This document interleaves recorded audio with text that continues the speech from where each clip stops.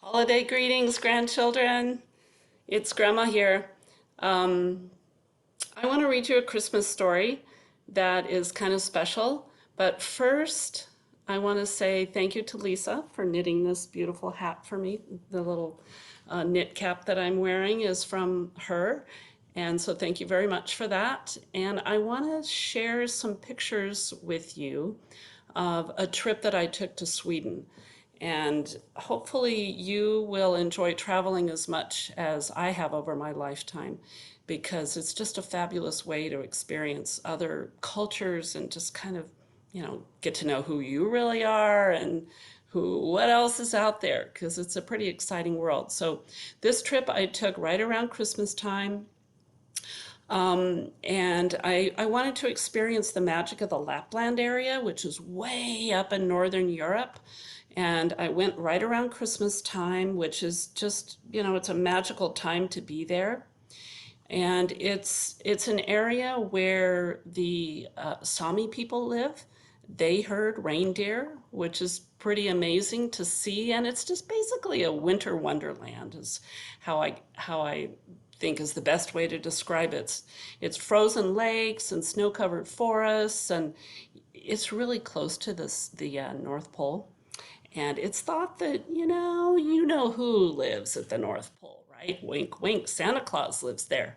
So I got to do some cool things while I was there. I rode on a snowmobile across a frozen lake, and we went out there to view the Northern Lights, the spectacular show in the sky called the Northern Lights. And we had a meal in this really cool tent out on this frozen lake, a traditional Swedish meal that was prepared by this guy outside in the snow. We also went and got to experience an Alpine World Ski Championship race, which was something I had never done and loved because I don't know if you know this, but I used to ski a lot. So did your grandpa. We both loved skiing. In fact, I taught ski lessons for a few years, mostly to children, which was really fun. And so it was just really exciting for me to experience all of this. I also went to Christmas markets.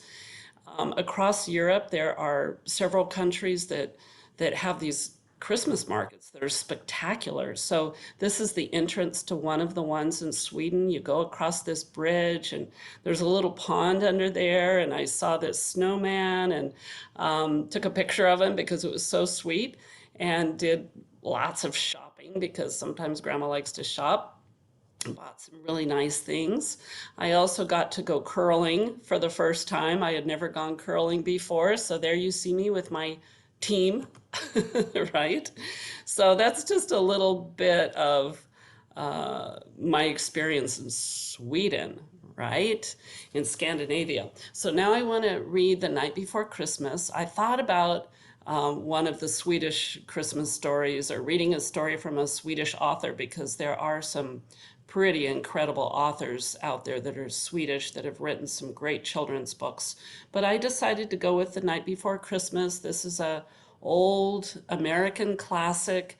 This is the original version that was written by Clement Moore, and it's the one that I've always read to Rosie since her first Christmas. So I'm going to share it with all of you now.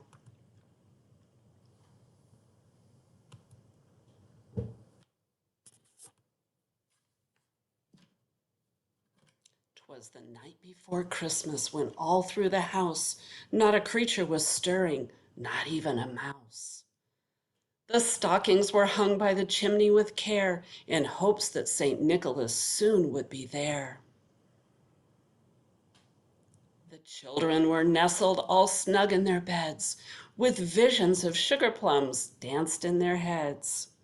And Mamma in her kerchief and I in my cap had just settled our brains for a long winter's nap.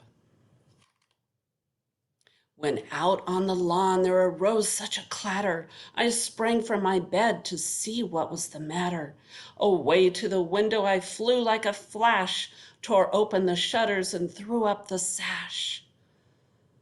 The moon on the breast of the new fallen snow gave a luster of midday to objects below.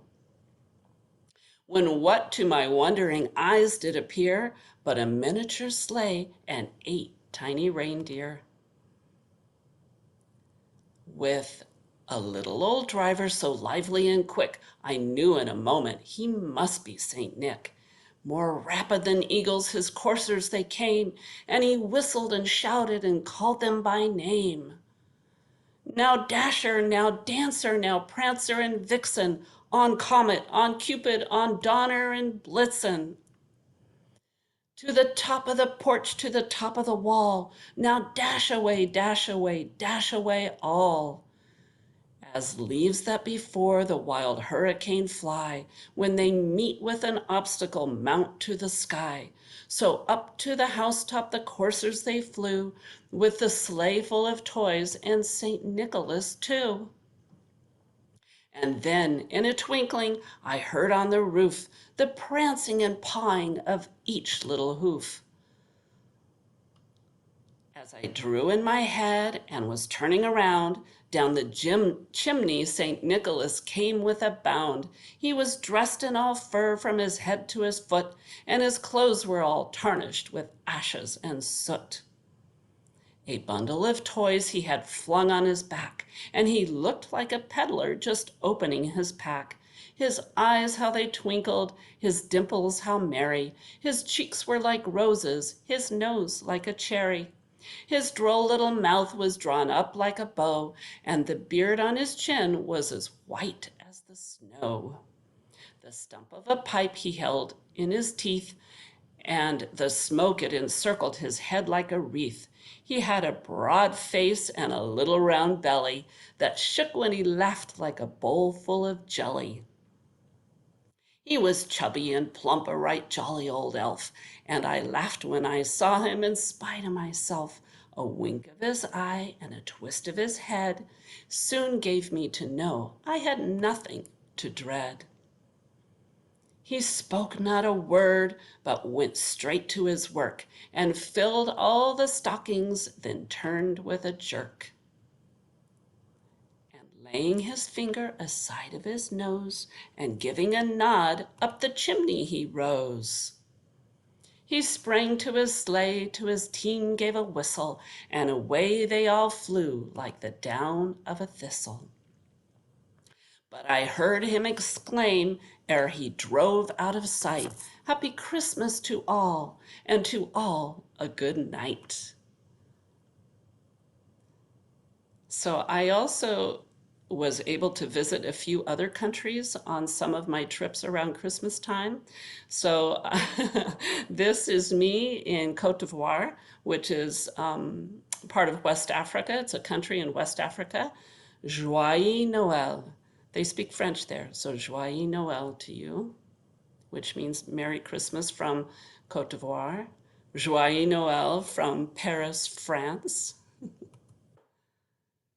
And I just want to say that we love you and we hope that you have a very Merry Christmas from Grandpa and Grandma.